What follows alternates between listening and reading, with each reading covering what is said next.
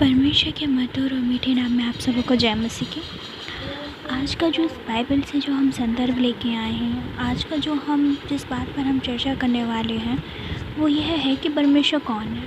अगर हम परमेश्वर को जानना चाहते हैं, उनके नज़दीकता में बढ़ना चाहते हैं, उसके वचन को अपने जीवन पर लाना चाहते हैं, उस पर चलना चाहते हैं, तो सबसे पहले जानना ज़रूरी है कि परमेश्वर कौन है।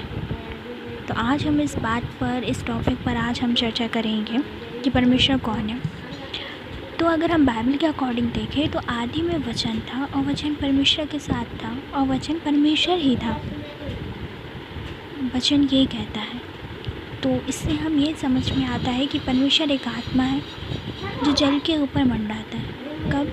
जब परमेश्वर ने इसे धरती की सृष्टि की, जब उसे बनाया, तब उससे पहले परमेश्वर का आत्मा था, वो जल के ऊपर मंडराता था, क्योंकि उन्होंने ही सृष्टि की रचना की है और उनके कारण ही सृष्टि की रचना का आरंभ हुआ है।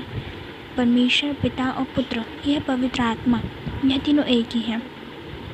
और हमारा उद्धारकर्ता परमेश्वर है, क्योंकि उनके द्वारा आज हम जलाए गए हैं। किस चीज़ से? पापों से अपने। आज हम जीवित हैं। हमारे पापों का आज हमारे पापों का जो उद्धार हुआ है वो उनके कारण हुआ है। उनकी आत्मा में हम जलाए गए हैं। हमारे पापों को मिटाने वह सूली पर चढ़ गए। हमारे पापों को धोने वह लोगों से प्रताड़ित किए गए हैं। अपने प्रेम को दर्शाने के लिए उन्होंने कई प्रकार के मनुष्यों की ओर से दिए गए कष्टों को सहा है। और वह ये सब क्यों सहते रहे? क्योंकि वह हमसे प्रेम करते हैं। वह हमें उद्धार दिलाना चाहते थे अपने पापों से। वह अपने प्रेम को हमारी ओर दर्शाना चाहते थे, इसीलिए उन्होंने ये सब सहा। और सबसे महत्वपूर्ण बात यह है कि वो हमें अपने राज्य में अनंत जीवन की प्राप्ति के लिए उन्होंने अपने जीवन को कुर्बान किया है, हमारे नए जीवन के लिए। यदि यह परमेश्वर का प्रेम है जो हमारे लिए है। परमेश्वर का अर्थ क्या होता है? परमेश्वर का अर्थ होता है कि मैं तुम्हारे साथ हूँ।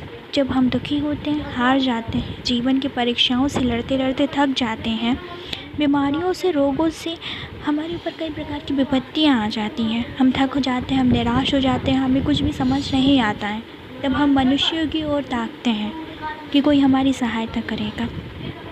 लेकिन कोई मनुष्य हमारी ओर नहीं ताकता, हमारे बारे में नहीं सोचता। तब हम बहुत ज़्यादा हताश हो जाते हैं अपने जीवन से। तब हमारे सामने जो हमारा साथ देता है, हमें उठाता है, हमें फिर से एक नया तरीके से खड़ा करता है, हमारे जीवन को संवारता है, हमारे बिखरे हुए जीवन को बटोरता है, वह परमेश्वर है जो हमें फिर से खड़ा करता है। परमेश्वर हमारे आंसुओं को बहने नहीं देता, वह एक कुप्पी में रखता है।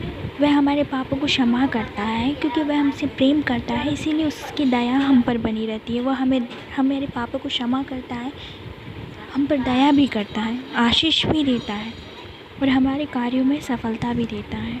हमें जीवन को अच्छे से जीने की कला सिखाता है परमेश्वर। और सबसे ज़रूरी बात, ये सब वो क्यों करते हैं? हमारे लिए, क्योंकि हम उनके हाथों की बनी हुई सृष्टि हैं और वह हमसे सबसे ज़्यादा प्रेम करते हैं। असीम प्रेम, निर्वता वाला प्रेम, संदेह वाला, निसंदेह वाला प्रेम, कल्पना से परे प्रेम, अंत ना होने वाला प्रेम करते हैं। वो बस इस चीज़ की देरी है कि हम कब परमेश्वर के प्रेम को समझेंगे, हम कब परमेश्वर को समझेंगे।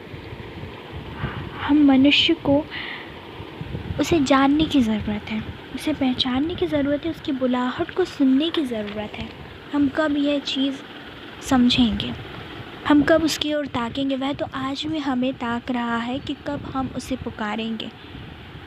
और उसकी उपस्थिति को हम कैसे ग्रहण कर सकते हैं, उसकी बुलाहट को, उसकी आवाज़ को कैसे सुन सकते हैं या कैसे महसूस कर सकते हैं?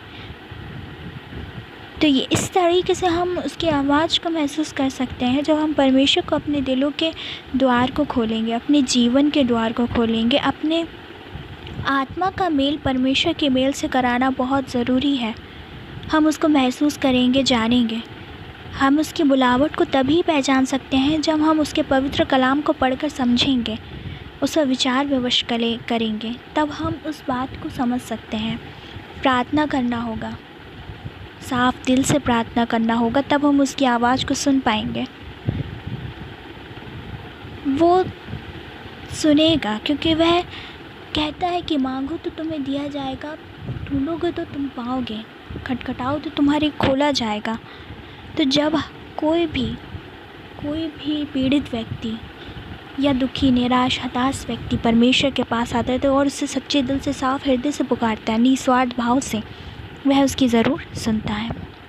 सुनिएगा, आप एक बार पुकार के तो देखिए, क्योंकि परमेश्वर कभी भी धर्म, ऊंच नीच, गरीबी, छोटा बड़ा भेदभाव इन सबको नहीं देखता। वह अपने हाथ की बनी हुई सृष्टि को, उनके दिलों में बसने वाली परमेश्वर के आत्मा को देखना चाहता है। वह चाहता है कि तुम उसे पुकारो, वह खड़ा है उत्तर देने के लिए। तो मांगो तो सही, अपनी आत्मा का मिलाप उससे करके तो देखो एक बार। अपने दुखों का पिटारा उसके सामने खोल के तो देखो, वो सारे दुख खुशियों में बदल जाएंगे। परमेश्वर का सही अर्थ समझो। अपने स्वार्थ या सिर्फ आशीषों को पाने के लिए उसके बुलाहट को, उसके नज़दीक मत जाओ। इस चीज़ के लिए, अपने स्वार्थ के लिए उसके नज़दीक मत जाओ कि हमें परमेश्वर से आशीष चाहिए, हम अपने दुखों का निदान बस करना चाहते हैं उससे। इस चीज़ के लिए उसके पास मत जाओ, क्योंकि वह तभी तुम्हारी सुनेगा जब तुम निस्वार्थ भाव से उसके पास जाओगे। अपनी इच्छाओं से अपना जीवन उनके हाथों में सौंपोगे। चमत्कारी परमेश्वर है, वह सर्वशक्तिमान परमेश्वर है, जो असंभव कार्य को भी संभव कर सकता है। उसको अपने जीवन में स्वीकार करो, पापी वस्त्र उतार दो और मन का मैल साफ करो, क्योंकि खुदा चार दीवारों के अंदर नहीं रहना चाहता। वह तुम्हारे दिल के मंदिर में बसना चाहता है। वह तुम्हारे साफ दिल के मंदिर में बसना चाहता है, ताकि वह तुम्हारा मार्गदर्शन कर सके, असीम प्यार करे और तुमको दुनिया की किसी भी चीज़ के सामने झुकने नहीं देंगे। आज उसको पुकारो शांत मन से और अपने जीवन को उसके हाथ में एक बार दे के देखो, क्योंकि हम दुनिया में बिना उसकी मर्ज़ी के ना आए हैं और ना यहाँ किसी भी चीज़ में सफल हो सकते हैं। हमारी ज़िंदगी में हमारी सफलता का कारण, हमारे हर कार्य का कारण, हम जो भी कार्य करते हैं उसमें सिर्फ़ और सिर्फ हमारे परमेश्वर का बहुत बड़ा योगदान होता है। परमेश्वर के द्वारा ही आज हमारे पास जो सांसें दी गई हैं, अगर वह ना हो तो परमेश्वर हमारे सांसों को कभी भी ले सकता है। उसके बाद हमारा शरीर मिट्टी का है और मिट्टी में ही मिल जाएगा। आज वक्त है कि हम उसे समझें, उसे जानें, उसे अपने जीवन में एक बार पुकारें, क्योंकि दुनिया के कार्य ही बस करने के लिए हम इस दुनिया में नहीं आए हैं।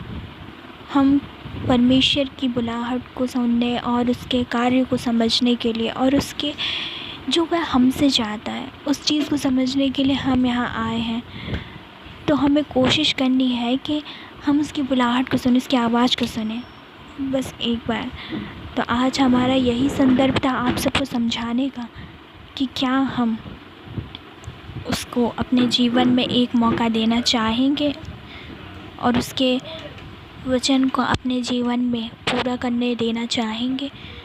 आज ये आपको निश्चय करना है कि आप अपने जीवन को यूँ व्यर्थ करना चाहते हैं या सिर्फ अपने परमेश्वर को साथ लेकर चलना चाहते हैं। तो आज का वचन हम यहीं समाप्त करते हैं। हम आपको बहुत बहुत धन्यवाद देते हैं कि आपने हमारी इन बातों पर गौर किया और एक बार और अच्छे से सोचिएगा, क्या हम आज भी सुखी हैं, शांति में जीवन जी रहे हैं? इन बातों पे गौर कीजिएगा और परमेश्वर को एक बार मौका देख के ज़रूर दीजिएगा, क्योंकि जब आप उसे मौका देंगे तो वह आपका जीवन खुशियों से भर देगा। परमेश्वर के नाम में आप सबको जय मसीह के आमीन।